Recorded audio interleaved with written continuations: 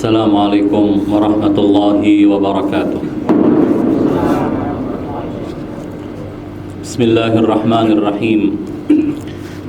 Alhamdulillahi rabbil alamin. Wa usalli wa usallim ala al-bashir an-nadhir as-siraj al-munir Sayyidina wa maulana bil qasim al-mustafa Muhammad وعلى أهل بيته الطيبين الطاهرين لا سيما بقية الله في الأرض روحي وروح العالمين له الفداء. اللهم علمنا ما ينفعنا وانفعنا بما علمتنا وزدنا علما. اللهم يسر ولا تعسر ربي تمم بالخير. أما بعد فيا معاشر المؤمنين أوصيكم ونفسي بتقوى الله وقد فاز المتقون. Di awal khutbah ini saya mewasiatkan kepada diri saya dan kepada hadirin, hadirat, mukminin dan mukminat sekalian dengan pesan takwa. Karena sebaik-baik bekal bagi kita adalah ketakwaan untuk melewati perjalanan yang sangat panjang yang oleh Amirul Mukminin Ali alaihi salam disebutkan dalam sebuah riwayat, min qillatiz zad wa bu'dis safar. Sedemikian panjangnya perjalanan yang akan ditempuh oleh setiap manusia dan alangkah sedikitnya bekal yang dibawa oleh manusia dalam perjalanan itu. Untuk bisa melewati kehidupan yang memang harus dilewati di dunia ini, Islam melalui Al-Quranul Karim maupun melalui lisan Nabi dan para a'immah ma'sumin alaihimussalam telah menjelaskan apa yang mesti dilakukan di dunia. Hanya saja terkadang manusia yang akrab dengan hal-hal materi di sekitarnya melalaikan dan tidak menyadari hal-hal yang di luar materi.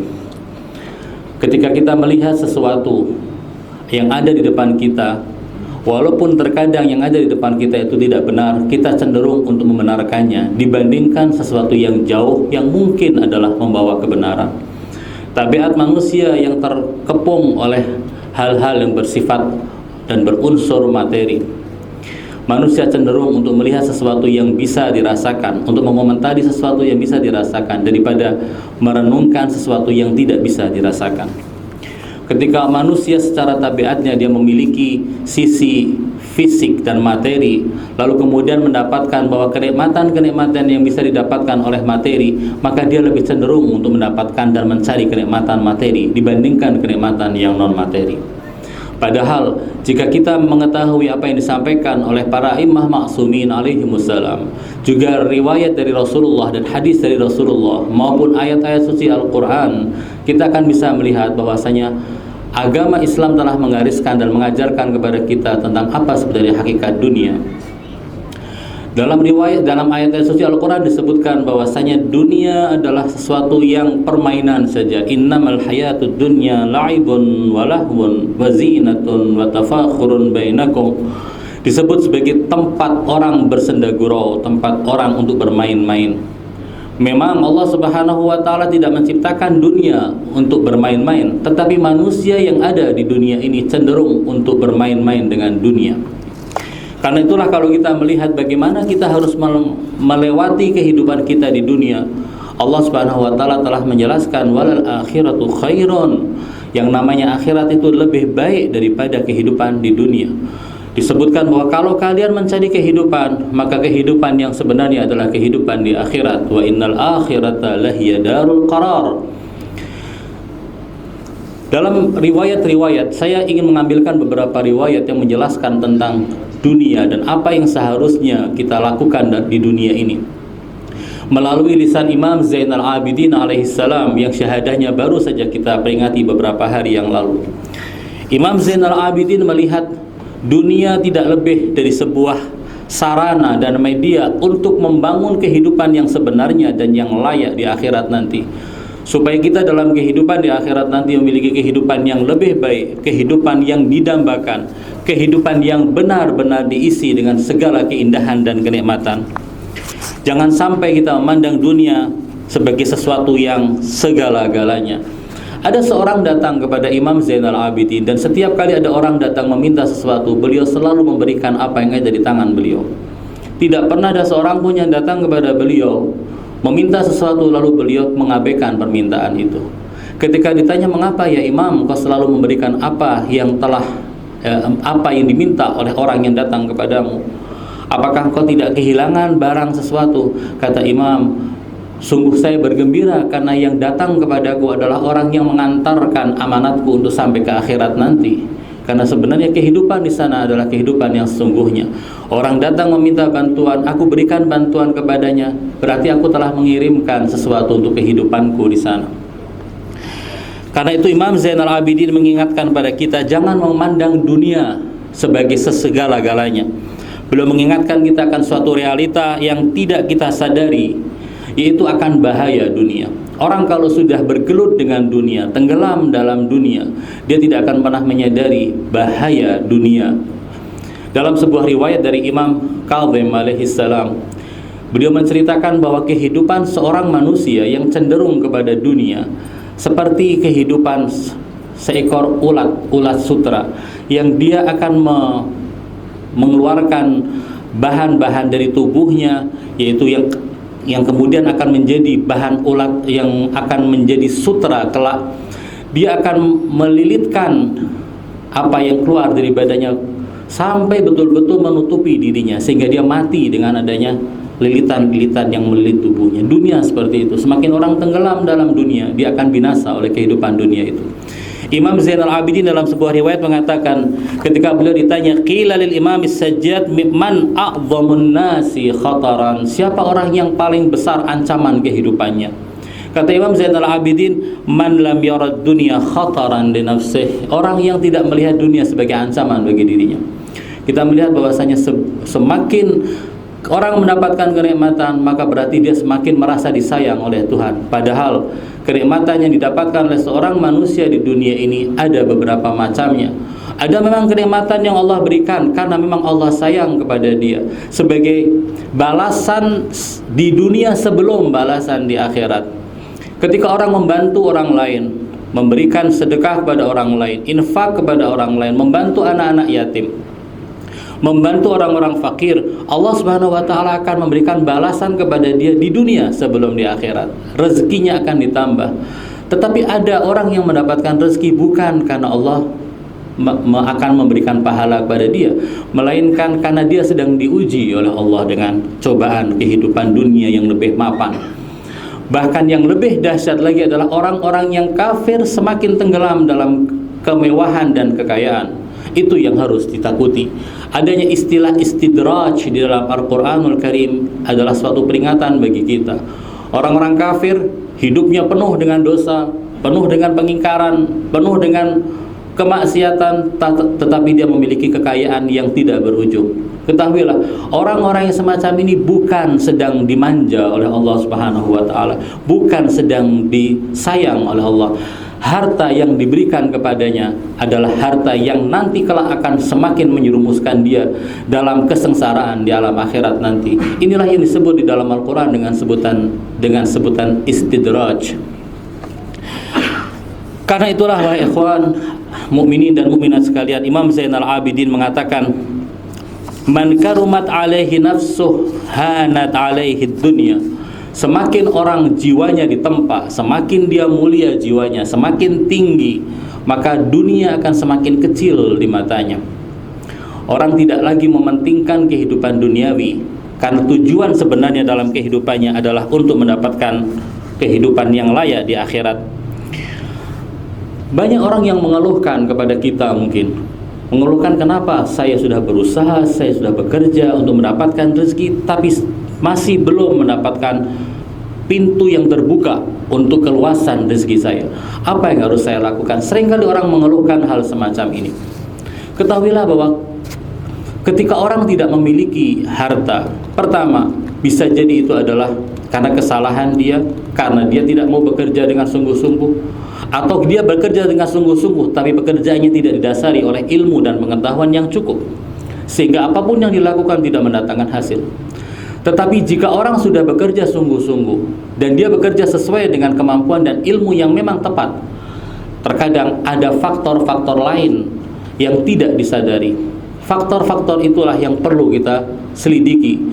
Di dalam riwayat-riwayat kita, dalam hadis-hadis kita, ada banyak hal yang bisa membuka pintu rezeki bagi umat manusia. Di antaranya adalah silaturahim, kemudian juga membantu orang-orang yang fakir, berbuat baik kepada ayah dan ibu. Ini semua adalah hal-hal yang mungkin secara kasat mata tidak ada hubungan langsung dengan mengucurnya rezeki bagi manusia, tetapi ini adalah faktor-faktor non materi yang sangat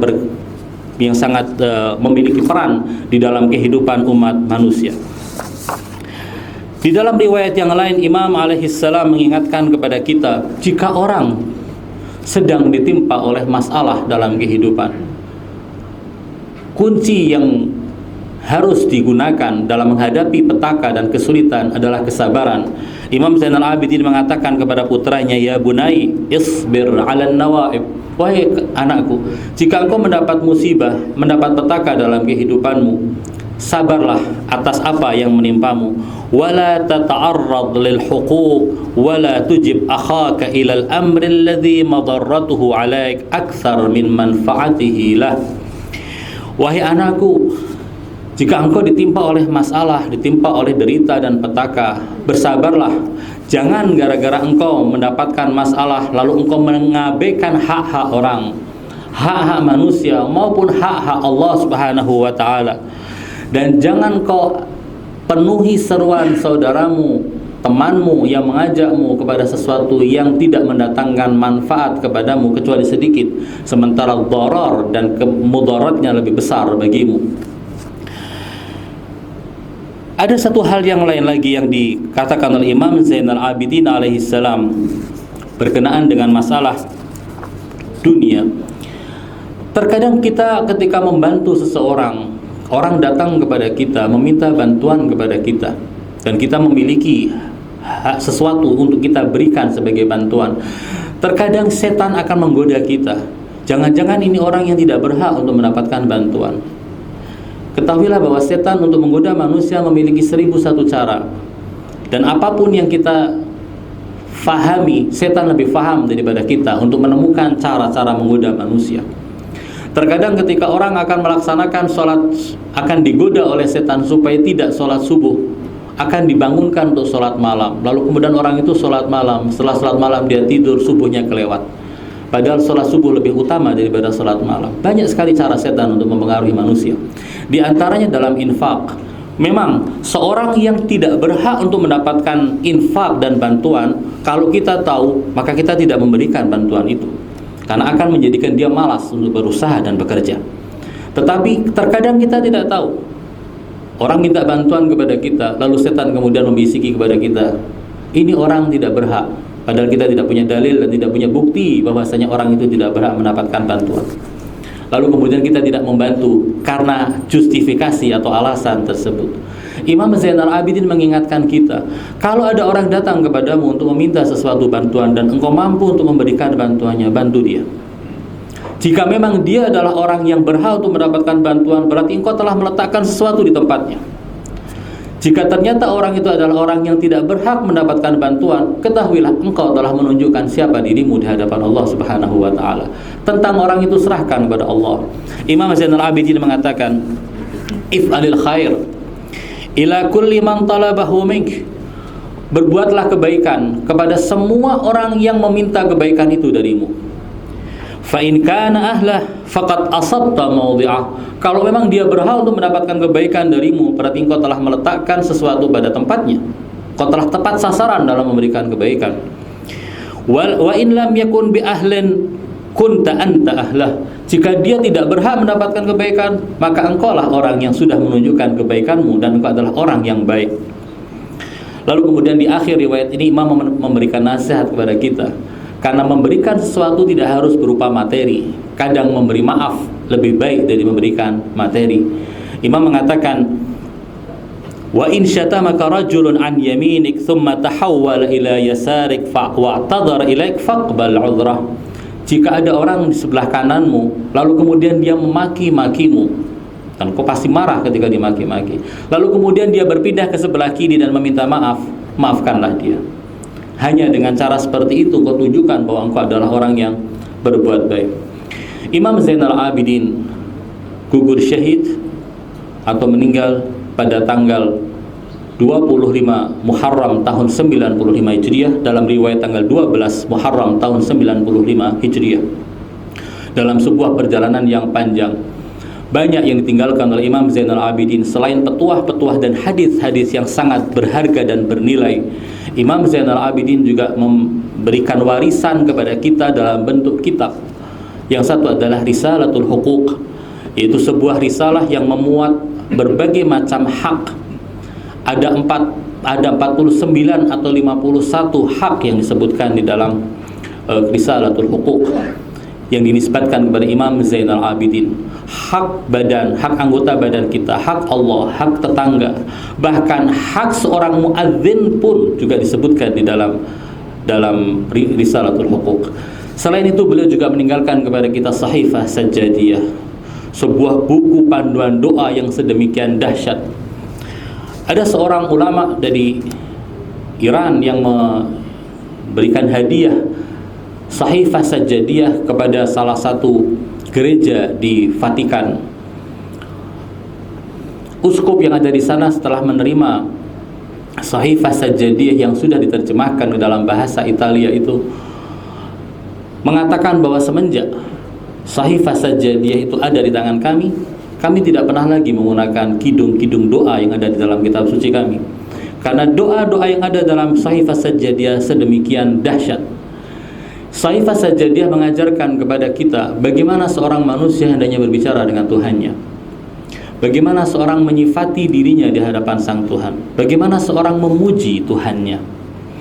Di antaranya misalnya salah satu doa yang dinisbatkan kepada Imam Zainal Abidin alaihi salam adalah doa tentang taubat. Imam mengatakan, ya Allah, Engkau telah membuka pintu bagi orang-orang yang berdosa kepadamu.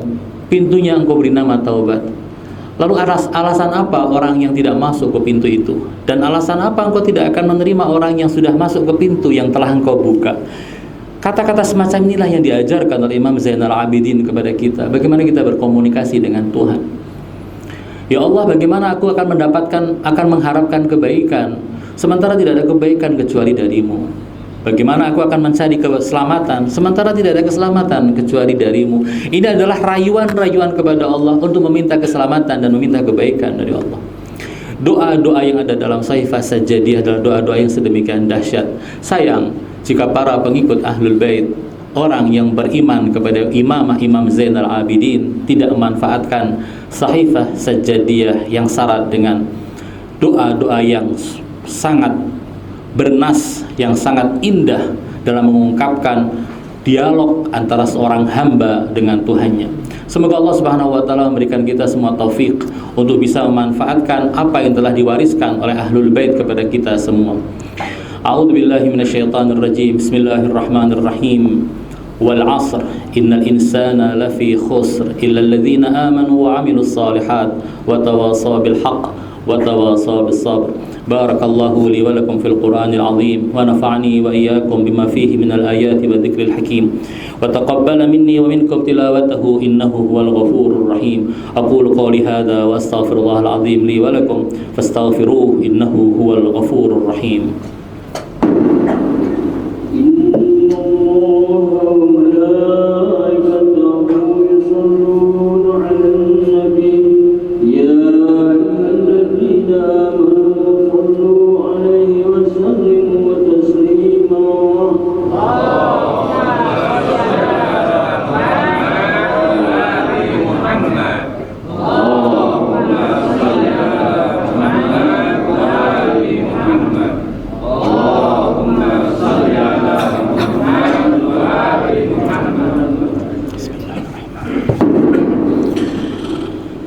Innal hamdalillah nahmaduhu wa nasta'inuhu wa nastaghfiruh wa nastahdihi wa nastarshiduh wa na'udzu billahi min shururi anfusina wa min sayyiati a'malina man yahdihillahu fala mudilla lahu wa man yudlilhu fala hadiya lahu.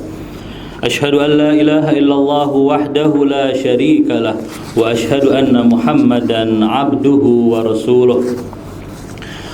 Allahumma salli wa sallim wa zid wa barik ala habibika wa najibik safiyyika wa habibik hafidh sirrika wa muballighi risalatik sayyidina wa maulana Abil Qasim al-Mustafa Muhammad. Allahumma salli ala Muhammad wa ali Muhammad wa ala ahli baitihi at-tayyibin at-tahirin wa sallallahumma ala ya'subiddin إمام المتقين قائد الغر المحجلين أمير المؤمنين أسد الله الغالب سيدنا ومولانا علي بن أبي طالب وصل اللهم على الصديقة الطاهرة فاطمة الزهراء سيدة نساء العالمين وصل على سبطي نبي الرحمة وسيدي شباب أهل الجنة الحسن والحسين وصل على أئمة المؤمنين علي بن الحسين ومحمد بن علي وجعفر بن محمد وموسى بن جعفر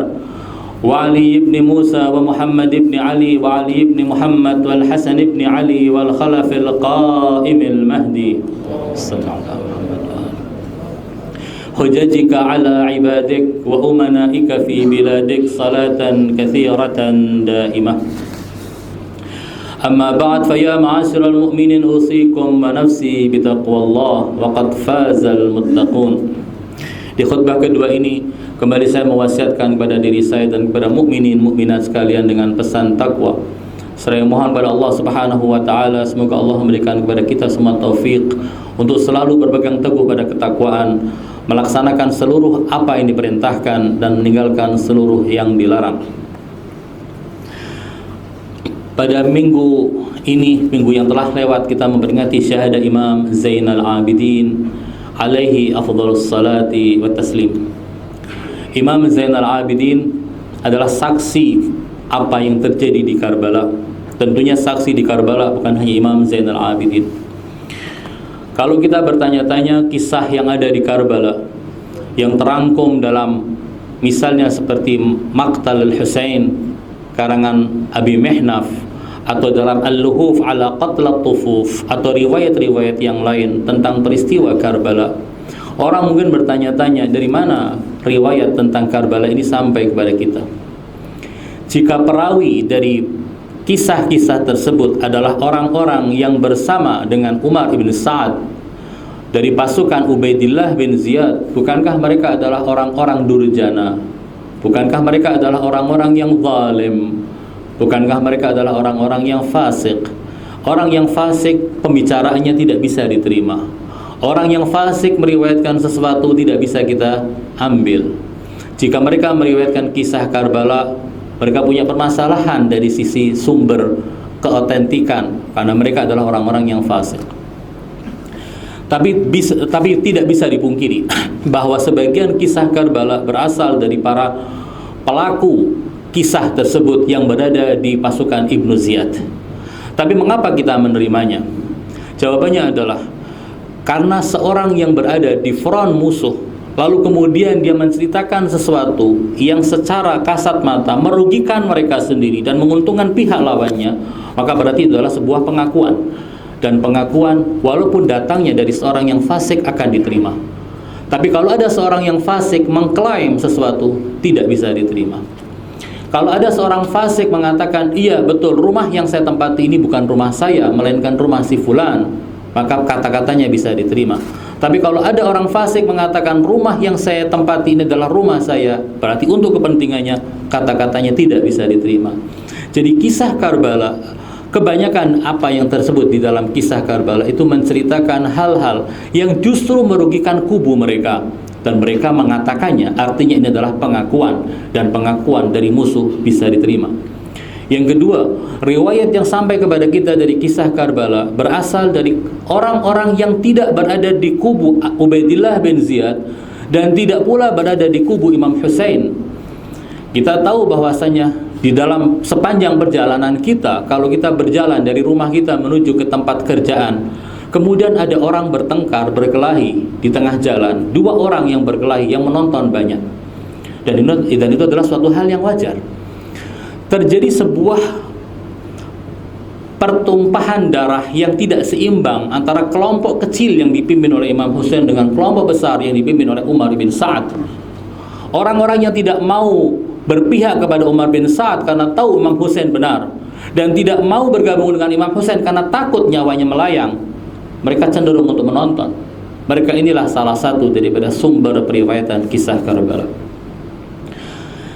Sumber yang lain adalah mereka yang menyaksikan kisah Karbala dari kubu Imam Husain, yang salah satunya adalah Sayyidah Zainab Al-Kubra alaihassalam, Imam Zainal Abidin alaihassalam, Imam Baqir alaihissalam yang saat itu sudah ada dan usia beliau antara 3 sampai 4 tahun. Kemudian juga Sukainah binti Husain, Rubab binti Imru'ul Qais, dan orang-orang lain yang berada di kubu Imam Husain alaihissalam. Mereka lah sebagai saksi-saksi sejarah dari kubu Imam Husain yang meriwayatkan apa yang terjadi di Karbala. Tentunya dari sisi bahwa mereka orang-orang yang baik, orang-orang yang soleh, omongannya pasti bisa diterima. Apapun juga yang disampaikan oleh mereka bisa kita terima. Terkhusus masalah yang mereka saksikan sendiri, sebuah peristiwa yang tidak mungkin akan bisa mereka lupakan. Sumber yang lain adalah sumber dari para a'immah ma'sumin alaihimussalam.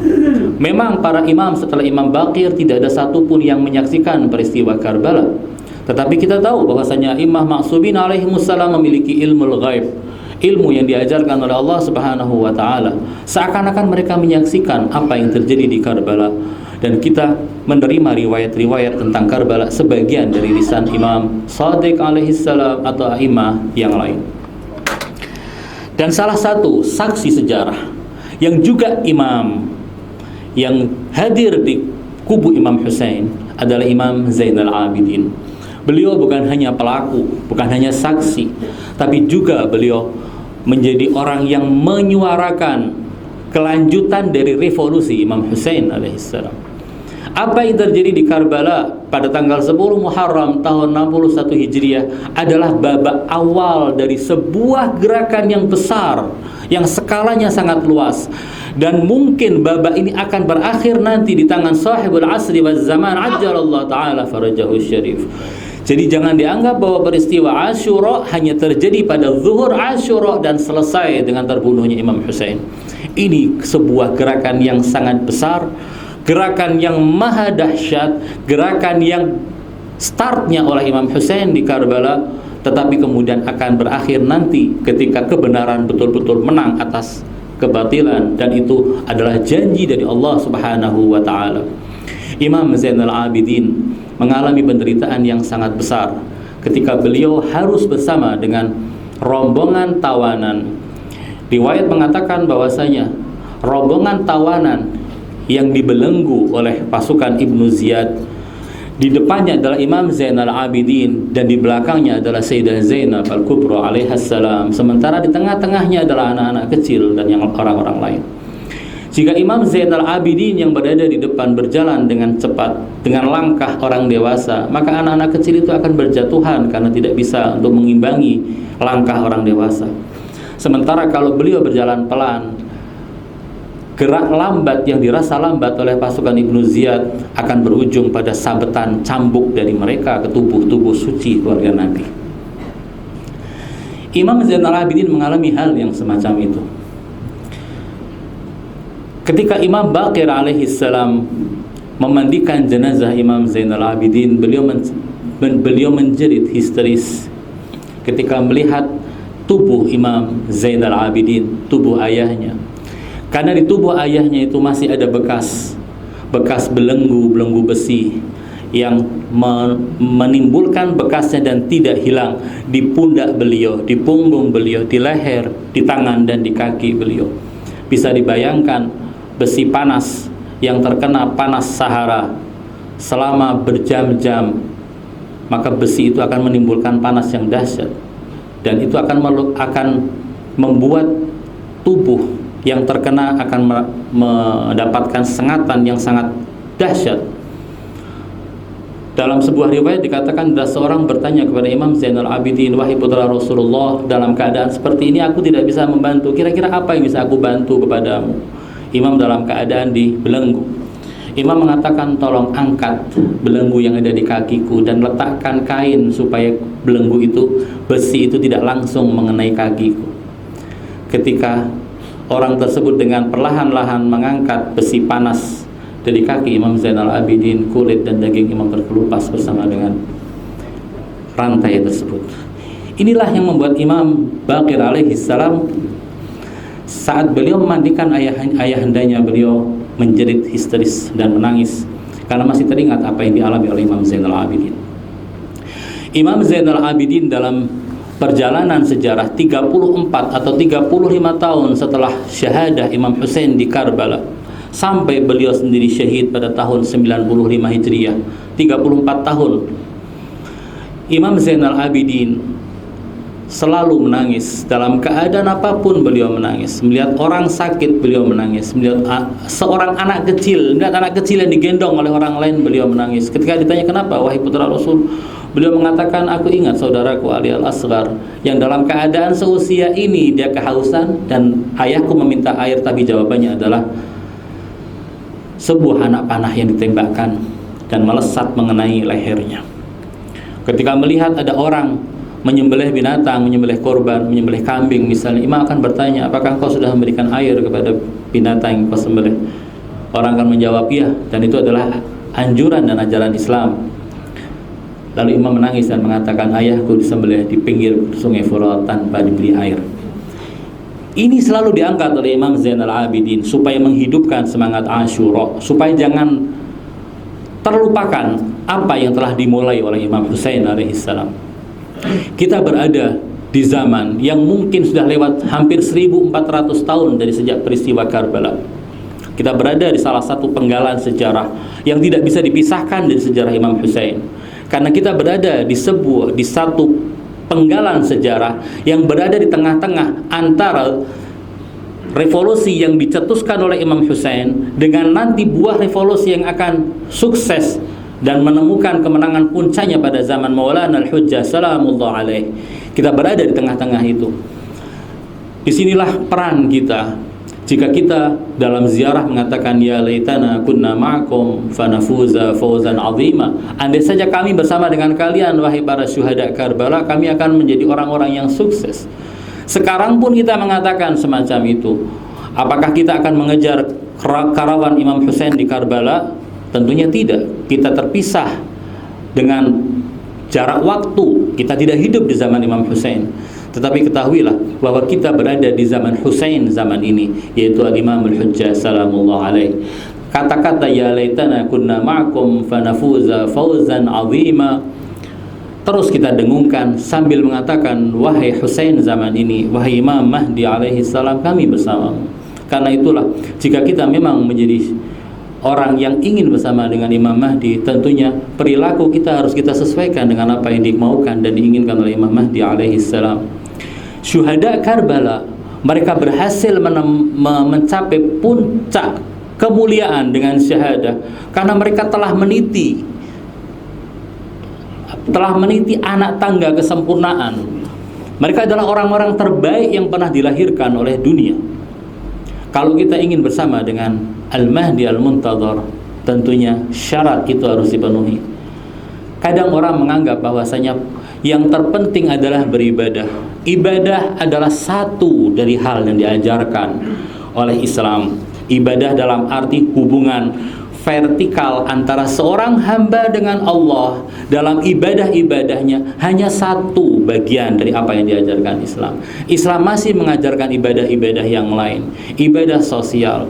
Bagaimana kita berada di tengah-tengah masyarakat kita sebagai bagian dari masyarakat kita, apakah kita menjadi orang yang baik ataukah orang yang tidak baik? Di dalam keluarga kita, apakah kita menjadi suami yang baik untuk istri kita? Apakah kita menjadi ayah yang baik untuk anak-anak kita? Apakah kita menjadi kakek yang baik untuk cucu-cucu kita? Apakah kita anak yang baik untuk orang tua kita? Ini adalah hal-hal yang perlu dipikirkan dan direnungkan. Kita semua bisa merenungkannya, apakah kita sudah melakukan hal yang terbaik. Jangan biarkan setan, seperti yang tadi saya katakan di khutbah pertama, jangan biarkan setan menggoda kita dengan memberikan 1001 cara supaya kita mengatakan pada diri bahwa saya sudah baik, bahwa saya sudah melakukan hal yang terbaik. Ketahuilah, setan punya trik yang sangat banyak, jalannya sedemikian banyak dan sedemikian licik. Marilah kita kembali kepada diri kita. Hari Jumat ini adalah hari sahibul asri waz zaman. Kita berada di hari-hari duka sahibul asri waz zaman, duka atas syahadah Imam Husain alaihissalam. Marilah kita jadikan kesempatan ini untuk memperbarui baiat kita kepada Imam Mahdi, untuk menjadi orang-orang yang baik, sehingga apa yang kita katakan dalam ziarah, ya laitana kunna ma'akum fanafuza fawzan azima, betul-betul keluar dari jiwa kita, bukan dari lisan kita. Semoga Allah Subhanahu wa taala mencatat nama kita sebagai para pecinta Ahlul Bait dengan posisi yang terbaik. Semoga Allah Subhanahu wa taala mempercepat kedatangan sahibul asri waz zaman, ajjalallahu taala farajahu syarif di tengah-tengah kita dan menjadikan kita orang-orang yang layak bersama dengan beliau. Allahumma ighfir lil mu'minina wal mu'minat wal muslimina wal muslimat al ahya'i minhum wal amwat, tabi'illahumma bainana wa bainahum bil khairat. اللهم ادفع عنا الغلاء والوباء والربا والزنا والزلازل والمحن وسوء الفتن ما ظهر منها وما بطن عن بلدنا هذا خاصة وعن سائر بلاد المسلمين عامة. اللهم عجل لوليك الفرج والنصر والعافية واجعلنا من خير شيعته وأنصاره والمستشهدين بين يديه. اللهم وهب لنا رأفته ورحمته ودعاءه وخيره ما ننال به سعة من رحمتك وفوزا عندك يا رب العالمين. عباد الله، إن الله يأمر بالعدل والإحسان وإيتاء ذي القربى وينهى عن الفحشاء والمنكر والبغي يعظكم لعلكم تذكرون.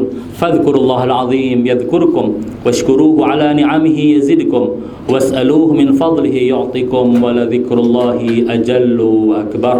أعوذ بالله من الشيطان الرجيم. بسم الله الرحمن الرحيم. قل هو الله أحد الله الصمد لم يلد ولم يولد ولم يكن له كفوا أحد.